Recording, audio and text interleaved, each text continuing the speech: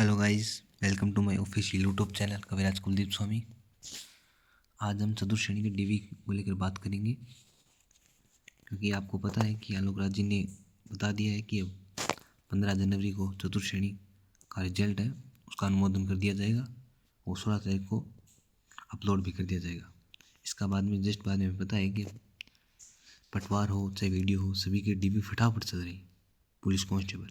इसका मतलब है कि चतुर्थ श्रेणी का रिजल्ट आएगा, उसके जस्ट बाद में स्क्रूटनी स्टार्ट कर दी जाएगी और 2 से 3 दिन के बाद में डीवी स्टार्ट होगा। तो डीवी के लिए आपको क्या क्या डॉक्यूमेंट चाहिए? सबसे पहले बात करूँ तो मैं डीवी के लिए आपको चाहिए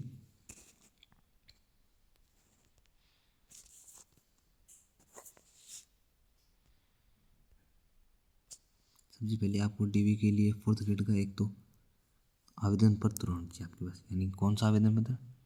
जो आपने ई मित्र से अप्लाई किया था वो होना चाहिए आपके पास, जो आपने ई मित्र से अप्लाई किया था। और साथ में उसकी हार्ड कॉपी होनी चाहिए। ये नहीं कि आप सॉफ्ट कॉपी रख रहे हैं, आपके पास हार्ड कॉपी होनी चाहिए।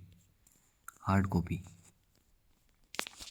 अगर आपके पास हार्ड कॉपी नहीं है तो प्लीज़ मेरी रिक्वेस्ट है निकलवा लें, क्योंकि ये सारे डॉक्यूमेंट हार्ड कॉपी के रूप में आपको चाहिए। इसके बाद में दूसरा होगा चरित्र प्रमाण पत्र।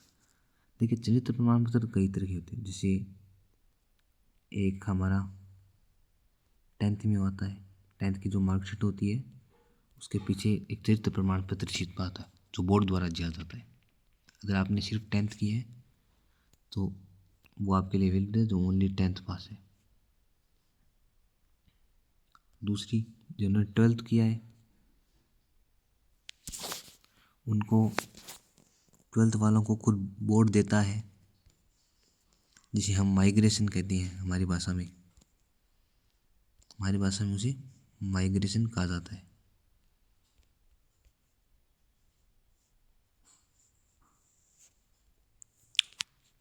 वो भी ज़रूरी है। और माइग्रेशन के साथ में ही जो स्कूल होता है वो स्कूल करेक्टर सर्टिफिकेट देता है। माइग्रेशन के साथ में स्कूल है वो करेक्टर सर्टिफिकेट देता है।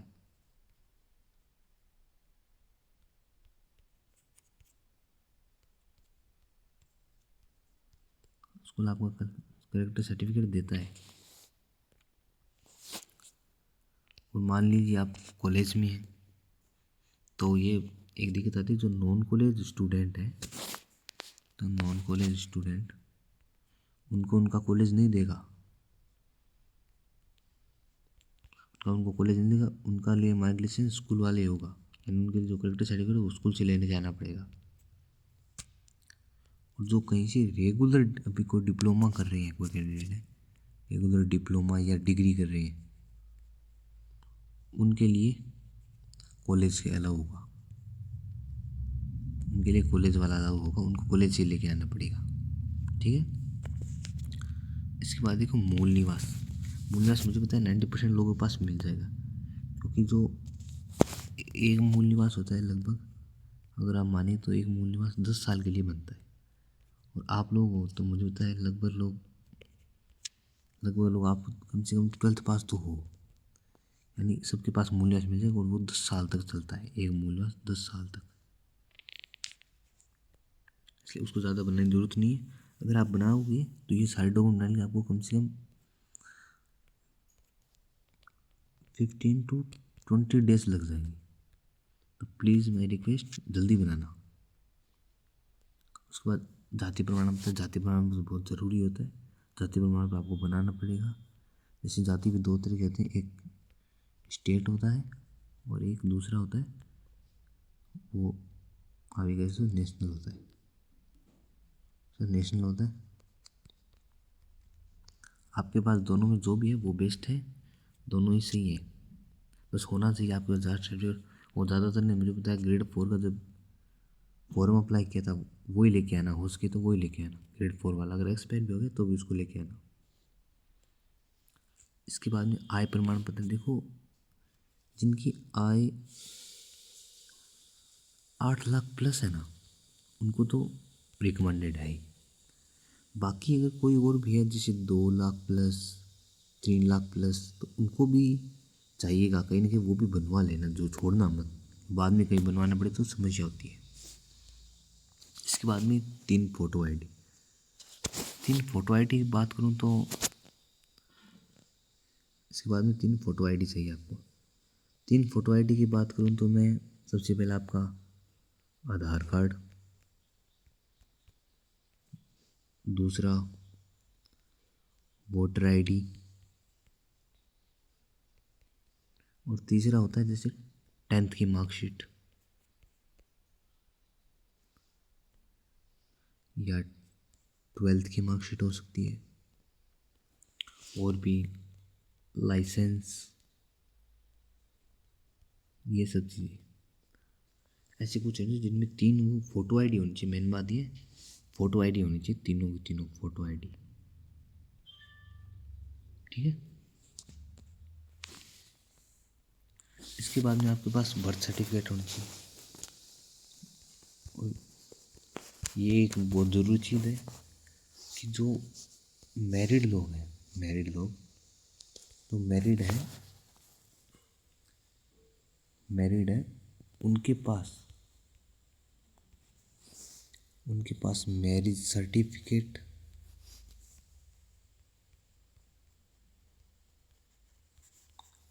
और उनके बच्चों का बर्थ सर्टिफिकेट होना चाहिए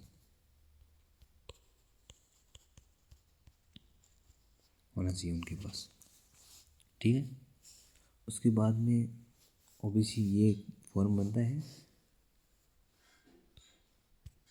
ओबीसी नॉन क्रीमी और क्रीमी लेयर का ये फॉर्म बनता है, जिसके अंतर्गत ये आपको बताना होता है कि आपके पिताजी क्या करते हैं। मेन उद्देश्य उनका ये होता है कि जैसे आपके क्या व्यवसाय है या आय कुल कितनी है आपके परिवार की, ये सब बताना उसमें रिक्वायर्ड होता है। अगर आप कोई एक सर्विसमैन है तो आपको भी चाहिए, तो आपको अपना प्रमाण पत्र देना होगा। और अगर कोई अदर सर्विस वाले हैं, जैसे कोई और गवर्नमेंट से छोड़ के आ रहे हैं कहीं से, जैसे मान लो नगर पालिका से भी अदर सर्विस वाले, हालांकि इसे छोटा कुछ होता नहीं लेकिन फिर नगर पालिका वाले मान सकते हैं, तो उनको एक एनओसी लानी पड़ती है, तो वो भी रिक्वायर्ड है, चाहिए। अब मोबाइल नंबर, आपने जो मोबाइल नंबर फॉर्म अप्लाई करते वक्त दिया था, ये क्या हुआ, आपने जो फॉर्म अप्लाई करते वक्त जो मोबाइल नंबर दिया था ना फॉर्म में, वो मोबाइल नंबर होना चाहिए आपके पास, और ईमेल आईडी भी होनी चाहिए आपके पास। वही ईमेल आईडी होनी चाहिए, उस पर आपके पास मैसेज आएगा कि आपको स्कूटनी के लिए बुलाया जाता है। स्कूटनी के लिए वो एक मेल आएगा, वो इसी के थ्रू आएगा। पासपोर्ट साइज फ़ोटो होनी चाहिए आपके पास। ये इसलिए रिक्वायर्ड है क्योंकि वहाँ पर 2-3 जगह चाहिए, कम से कम 3 से 5 फ़ोटो होनी चाहिए आपके पास, क्योंकि वहाँ पर रिक्वायर्ड है। और वही फ़ोटो होनी चाहिए तो फॉर्म में की थी, फॉर्म वाली फ़ोटो, जैसे तो फॉर्म वाली फ़ोटो होनी चाहिए। मैं तो कहता हूँ कम से कम 20-30 प्रतियाँ निकलवा लेना उसकी, ताकि आपके काम आएगी, आगे भी जरूरत पड़ेगी तो चाहिए तो काम आती रहेगी। अब बात करते हैं सिग्नेचर की।